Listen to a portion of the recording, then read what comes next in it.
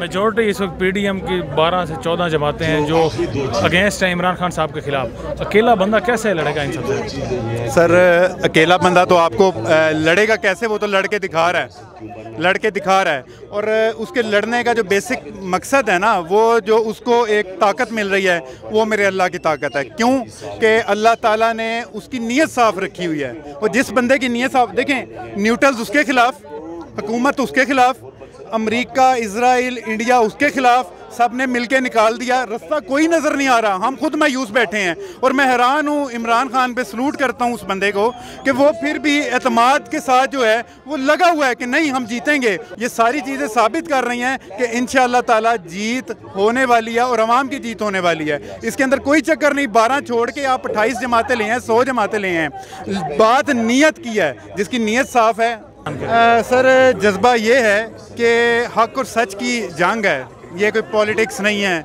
जो हम पहले देखते आ रहे हैं, जिन लोगों की ये पीपल्स पार्टी, नून लीग और दूसरी जमातों की। ये हक और सच की जंग है, जहाद है। और अल्हम्दुलिल्लाह बड़ा फ़ख्र महसूस करते हैं। अल्लाह माफ़ करे, फ़ख्र तो मेरे अल्लाह के लिए है कि बड़ी खुशी होती है कि अल्लाह ने वो शऊर दिया है हम लोगों को कि हम सब लोग ये देखें ना, कोई चक्कर ही नहीं है कि वैने भर के नहीं लेके आया, किसी ने कहा नहीं है हमें, कोई मेरे साथ नहीं, कोई किसी PTI की तंजीम में नहीं हूँ मैं।